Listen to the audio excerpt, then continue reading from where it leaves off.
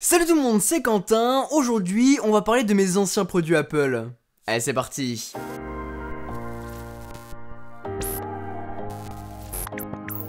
Je suis très content, les amis, de vous retrouver dans cet ancien décor pour parler de mes produits Apple. Probablement que sans ces produits-là, cette chaîne YouTube n'aurait pas vu le jour, que ce soit grâce à des iPods, des iPads, des iPhones et des iPod Touch. Il y a plein de choses à voir qui sont dans des états différents, parce que c'est des iPhones, des produits en tout cas de manière générale, qui datent pour certains d'il y a quelques années maintenant, et vu qu'ils sont tournés, en général mon père les achetait, ensuite je les récupérais, ensuite mon frère, ma soeur, etc.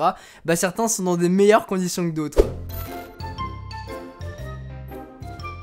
Pour ce qui est des iPhones, on a globalement ça. J'ai pas fait jusqu'aux dernières générations d'iPhone parce que si vous voulez en savoir plus sur par exemple le 12 Pro, etc., on en a parlé. Là, l'idée c'est de voir les anciens produits. L'iPhone 3G par exemple venait dans cette énorme boîte. Et quand on compare avec la boîte d'aujourd'hui, c'est monstrueux. Regardez ça. Je trouve ça impressionnant de revoir ça. Un iPhone du coup 3G blanc en 16 Go et regardez. Il fonctionne encore. Le petit slide to unlock. Oh putain, ça me rappelle des souvenirs de ouf. Et pour l'anecdote, c'est un iPhone qui était bloqué chez Orange et du coup on a dû le jailbreaker à l'époque, le début, les prémices du jailbreak pour pouvoir le mettre tout opérateur entre autres, et du coup on pouvait l'utiliser comme ça. Et vraiment c'est tout petit hein. Si on compare avec un iPhone 12 Pro, c'est génial.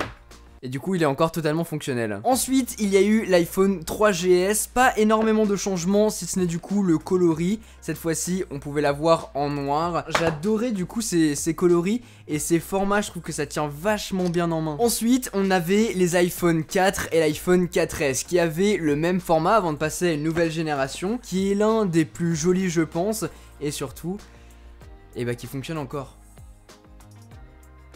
Oh là là, c'était la nouvelle génération avec du coup iOS 7 il me semble, ou iOS 6. En tout cas un iPhone qui a énormément marché, du coup qui existait dans deux coloris, en noir, mais il y avait aussi le 4 et 4S qui étaient en blanc. Donc voilà les deux formats globalement. Ensuite vient la nouvelle génération d'iPhone avec l'iPhone 5 et l'iPhone 5S. C'était la transition avec le décès du coup de Steve Jobs et aussi l'apparition des nouveaux écrans. Parce qu'on avait un écran bien plus grand cette fois-ci avec ces générations là. Et puis sur le 5S on avait le coloris champagne qui était là, qu'on voit pas trop à la caméra mais qui est totalement sublime. Et puis aussi le 5S avait Touch ID, la première génération de Touch ID. Et il y avait un coloris noir aussi, donc n'hésitez pas à me dire dans les commentaires lequel vous avez eu par exemple.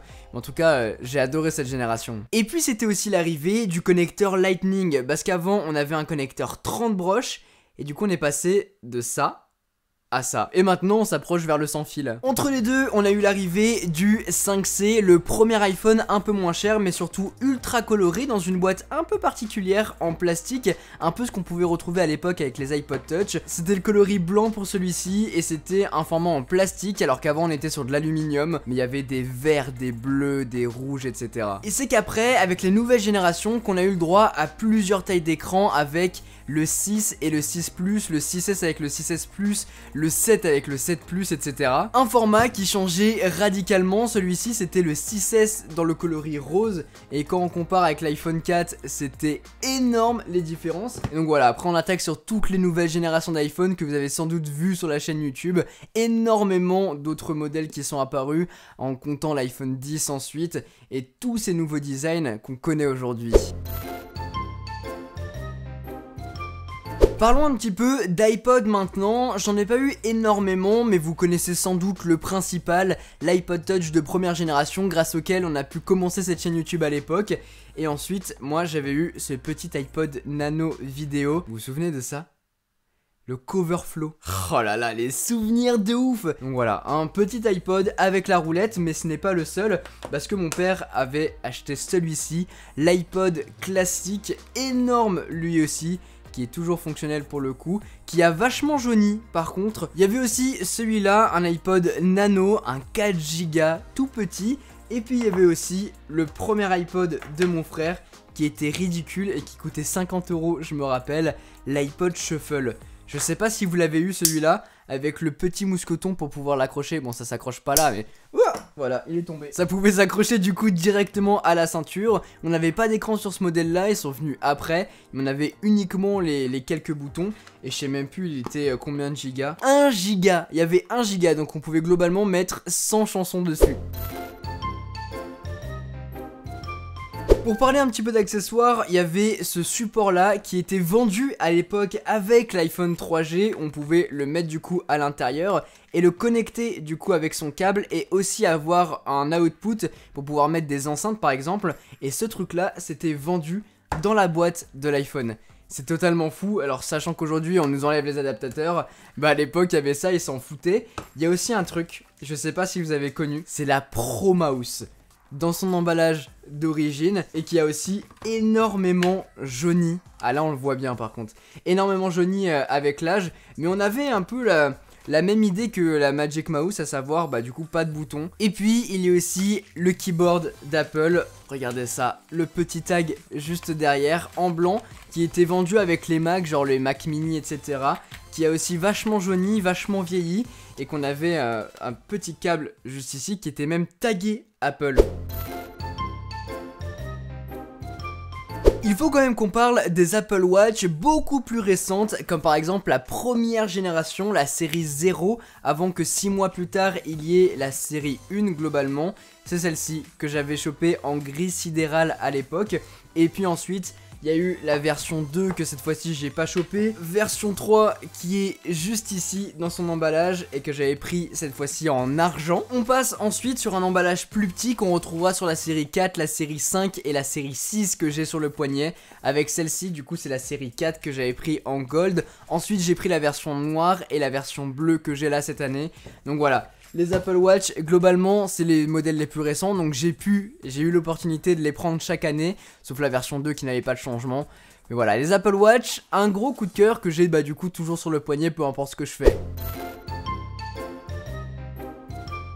Finalement, on a eu pas mal d'iPad dans la famille, en commençant par l'iPad première génération qui était sorti en 2010.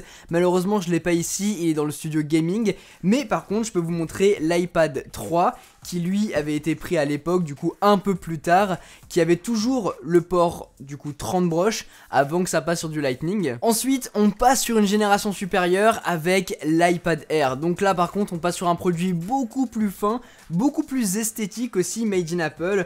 Un produit qui fonctionne encore super bien. De mon côté, j'ai eu l'iPad mini. C'était mon tout premier iPad mini, du coup mini génération, qui était trop belle en plus, en gris sidéral et tout. Histoire de faire les deux extrêmes, mon père avait acheté la première génération d'iPad Pro du coup pour son taf. On dirait une boîte de MacBook Air, mais c'est pas le cas, c'est bien l'iPad Pro et regardez-moi ce monstre. Il est énorme, c'est ouf. C'est énorme. Si je vous mets par exemple mon iPad Pro actuel à côté, regardez la différence de taille. C'est du coup la version 13 pouces qui existe encore actuellement, je crois en 12,9, mais ça c'était la première génération du coup avec les énormes bordures, mais qui est encore totalement fonctionnelle, que mon père encore utilise.